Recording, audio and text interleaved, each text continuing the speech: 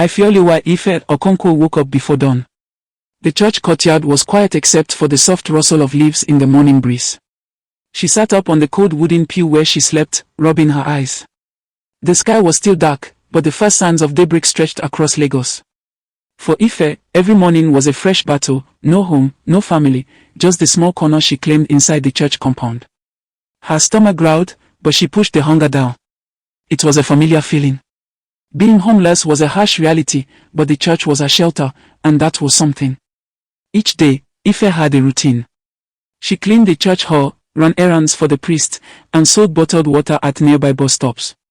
The money was barely enough to keep her alive, but it was something.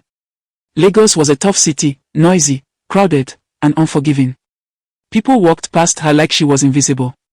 Sometimes they threw coins or ignored her completely. Ife didn't ask for much. She wanted to stay out of trouble and maybe, just maybe, find a way to live a better life someday. At the bus stop near the church, Ife stood quietly, watching the crowd. The air smelled of fuel and sweat. She held her bottle of water tight, hoping someone would buy it. Most people were in a hurry, rushing to work or school. Her voice was soft when she called out, "Water, chilled water." Usually, no one stopped. She hated begging but sometimes had no choice.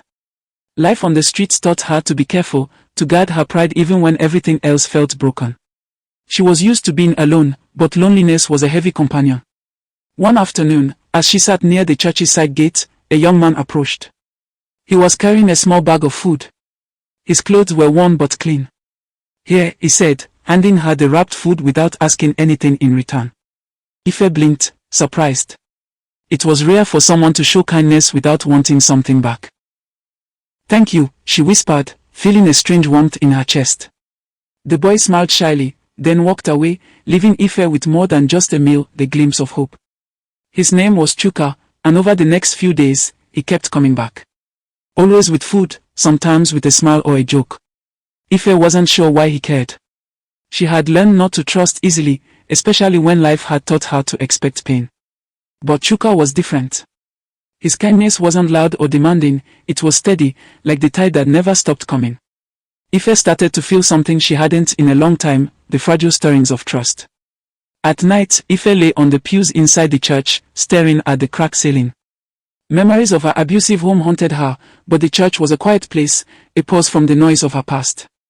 She dreamed of a life where she didn't have to hide, where she could smile without fear. But fear was always close. She wrapped her thin blanket tighter and tried to sleep. Tomorrow, she told herself, might be better. Or it